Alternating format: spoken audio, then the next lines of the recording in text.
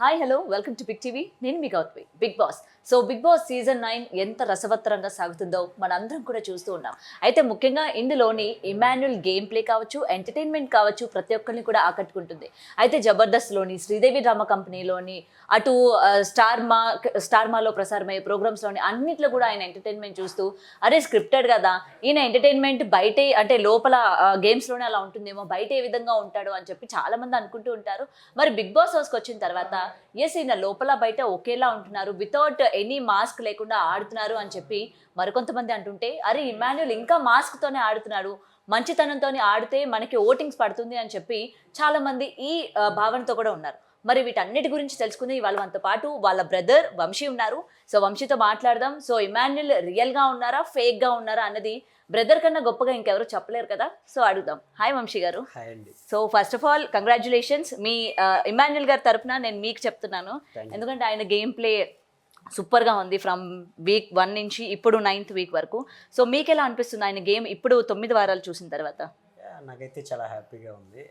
First of all family and మిగతా friends కానీ వాళ్ళ రెస్పాన్స్ కానీ, ఊర్లో ఉన్న వాళ్ళు కూడా చాలా మంచి రెస్పాన్స్.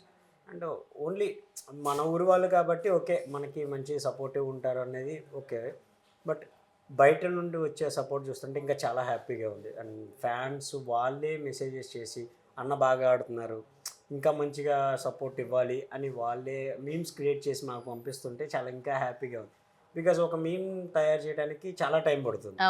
బట్ వాళ్ళంత టైం నా తమ్ముడు మీద స్పెండ్ చేసి వాళ్ళ స్టోరీస్ మెన్షన్ చేసి కామెంట్స్ పెట్టి ఇంత పుషింగ్ ఇస్తుంటే ఇంకా చాలా హ్యాపీగా ఫీల్ అవుతున్నాను. ఇంకా హ్యాపీగా ఉంది. సో అయితే బిగ్ బాస్ హౌస్లో ఉన్నప్పుడు ప్రతి ఒక్కరు జెన్యున్గా ఆడండి, ఎందుకంటే నామినేషన్లోకి రాకపోతే వీడు సేఫ్ గేమ్ ఆడుతున్నాడు అని చెప్పి వెంటనే ఒక ముద్ర వేస్తూ ఉంటారు.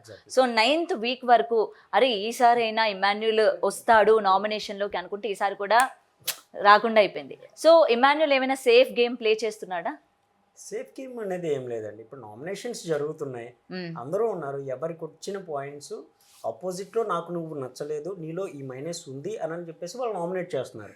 తను కూడా వెళ్ళి వాళ్ళందరిలో నుంచోనే ఉన్నాడు. ఎవరు నామినేట్ చేయలేదు అని అంటే వాళ్ళ దగ్గర పాయింట్స్ లేవనే కదా అర్థం.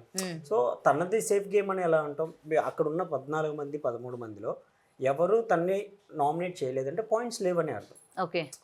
సో పాయింట్స్ లేకుండా ఇమాన్యుల్ సేఫ్ గేమే ఆడుతున్నాడు అనుకోవచ్చు కదా మరి? అలా కూడా అనుకోవచ్చు, బికాజ్ ఎవరి ఒపీనియన్ వాళ్ళది. ఓకే. ఇప్పుడు అక్కడ ఉన్న 14 మందిలో ఒక్కరికి కూడా తన సేఫ్ గేమ్ అని ఆలోచించే మైండ్ సెట్ లేదా? ఉంటది కదా. ఇప్పుడు 10 మందికి నచ్చొచ్చు, ఒక్కరికైనా నచ్చకపోవచ్చు కదా. ఆ ఒక్కరు కూడా నామినేట్ చేయలేదు అని అంటే అప్పుడు వాళ్ళు సేఫ్ గేమ్ ఆడుతున్నట్టు, తనని నామినేట్ చేయకుండా. ఓకే. సో తను సేఫ్ గేమ్ ఆడినా మిగతా వాళ్ళు దాన్ని కనిపెట్టాలి కదా. వాళ్ళు నామినేట్ చేయలేదు కదా. ఓకే. దెన్ దాన్ని ఎలా సేఫ్ గేమ్ అంటాం మనం? ఓకే. సో తను సేఫ్ గేమ్ ఆడట్లేదు కాబట్టి, అది హౌస్ మేట్స్ కి అనిపించలేదు కాబట్టి ఓటింగ్ పడట్లేదు. మనం బయట మనం చూసే వాళ్ళకి మనకి సేఫ్ గేమ్ లో అనిపించిన లోపల 14 మంది వాళ్ళు 24 hours వాళ్ళతోనే ఉంటున్నారు. ఎవరు ఏంటి ఎందుకు ఎలా అనేది వాళ్ళకి మాత్రమే తెలుసు.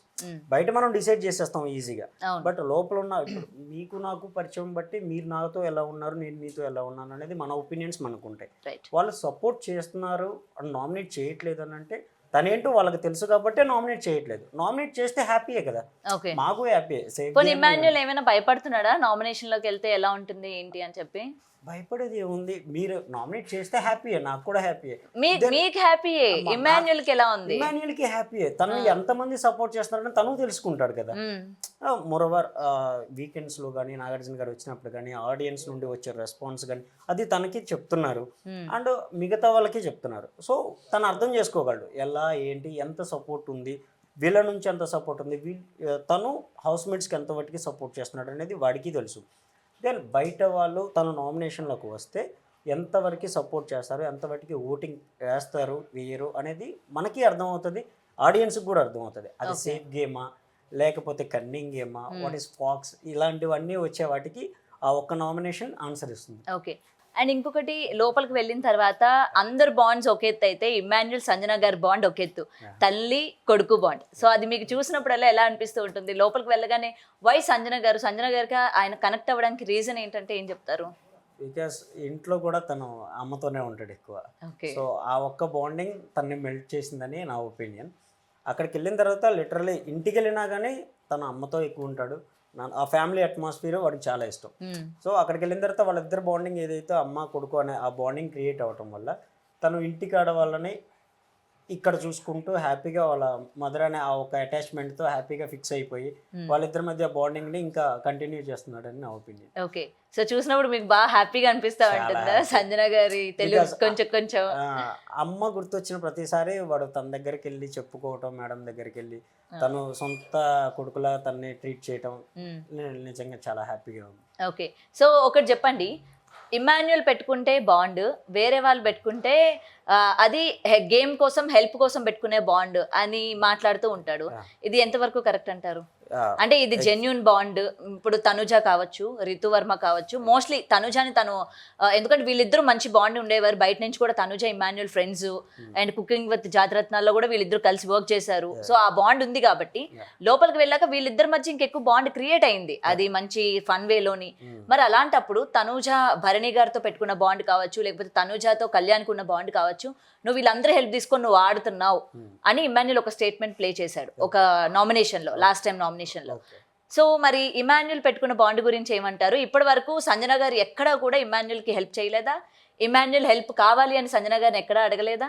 మరి ఈ బాండ్ గురించి ఏం చెప్తారు? ఎగ్జాక్ట్లీ, బాండ్ అనేది ప్రతి ఒక్కరికి ఒకటే. మదర్ అండ్ ఫాదర్ అయినా సరే, మదర్ అండ్ సన్ అయినా సరే, అండ్ కూతురు నాన్న అయినా సరే, ఎవ్రీ బాండింగ్ ఈజ్ ప్యూర్. దాన్ని ఎలాంటి తప్పు పట్టడానికి లేదు. బట్ ఒక బాండింగ్ వల్ల ఎదుటి వాళ్ళ గేమ్ ప్లేకి అది ఎఫెక్ట్ పడితే అది రాంగ్ స్టేట్మెంట్. సో ఇప్పుడు భరణి గారు ఉన్నారు, ఇటు దివ్య గారికి న్యాయం చేయాలి, అటు సంజన గారికి మన తనుజ గారికి న్యాయం చేయాలి. తన వల్ల వీళ్ళిద్దరి వల్ల ఆ ఎఫెక్ట్ అనేది పడకూడదు అనే ఉద్దేశం తప్ప ఆడియన్స్కి కూడా అదే ఉద్దేశం. ఆ ఉద్దేశం వల్లే ఆ ఎఫెక్ట్ పడకూడదనే ఎవరైనా సరే ఆ బాండింగ్ని అక్కడ వరకే ఉంచాలి. బికాస్ మీకు బాగాలేదు అని అంటే కేర్ తీసుకోవటం అది బాండింగ్, ఓకే. బట్ గేమ్ వైజ్కి వచ్చేప్పటికి ఇండివిజువల్గానే ఆడాలి. అది మదర్ అండ్ ఫాదర్ అని ఎవరు ఎనీథింగ్, ఎనీ బాండింగ్ ఏదైనా సరే. సంజన గారు మిస్టేక్ చేసిన ప్రతిసారి ఇమ్ము కూర్చోపెట్టి మీరు చూసినట్లయితే నీదే తప్పు, నీదే తప్పు, నువ్వు మాట్లాడే విధానం కరెక్ట్ కాదు, ఇలా మాట్లాడితే వాళ్ళకి అలా కన్వే అవుతుంది. ఎందుకంటే మాధురి గారికి ఆవిడకి జరిగిన కన్వర్సేషన్ లో చెప్పాడు. ఎగ్జాక్ట్లీ, నువ్వు కన్వే చేసే విధానం వేరు. ఒక మనిషి ఆర్గ్యూ చేస్తున్నప్పుడు నువ్వు అంటే ఆ ఫ్లోలో వచ్చిన మాటలు వాళ్ళు హర్ట్ అవుతారు. సో అది మార్చుకో ఫస్ట్. సో వాళ్ళ మదర్ కాబట్టి తను కూడా తనకు సపోర్ట్ చేసినట్లయితే దాన్ని ఫేక్ బాండింగ్ అని నేనే స్టేట్మెంట్ ఇచ్చేవాడు. సో అక్కడ సంజన గారిదే తప్పు అయితే తప్పనే చెప్తున్నాడు. ఎగ్జాక్ట్లీ. అండ్ గేమ్స్ వైజ్గా వచ్చేసరికి ఓకే, ఇప్పుడు మిగతా వాళ్ళు వాళ్ళ బాండింగ్స్ ప్రకారం ఎలా అయితే సపోర్టివ్ ఇచ్చుకుంటున్నారో వాళ్ళ మదర్ బాండింగ్ ఉంది కాబట్టి తను అలాగే సపోర్ట్ ఇచ్చుకుంటున్నారు. సపోర్ట్ ఇవ్వట్లేదంటే మిగతా వాళ్ళకి కూడా సపోర్ట్ ఇవ్వకూడదు. మిగతా వాళ్ళకి సపోర్ట్ ఇస్తూనే వన్స్ వాళ్ళ మదర్ అనే ఆ బాండింగ్కి కూడా తను సపోర్ట్ ఇచ్చుకుంటూ వచ్చాడు. ఓన్లీ తన మదర్కే ఇచ్చి మిగతా వాళ్ళకి సపోర్ట్ ఇవ్వలేదు అని అంటే వాళ్ళిద్దరిది ఫేక్ బాండింగ్. అది మనం చూస్తూనే ఉన్నాం. మిగతా వాళ్ళకి సపోర్ట్ ఇస్తున్నారు, వాళ్ళు ఏడ్చినా వాళ్ళు పక్కన కూర్చొని ఓదారుస్తున్నాడు, గేమ్ ప్లే ఎలా ఆడాలి డిస్కషన్ చేస్తున్నాడు. గ్రూప్ పాయింట్కి వచ్చేప్పటికి ఎవరి వైపు నిలబడ్డా కానీ వాళ్ళ వైపు ప్రాణం పెట్టి ఆడుతున్నాడు. సో దాని బాండింగ్ వైజ్ మనం డిక్లేర్ చేయలేము. అవును,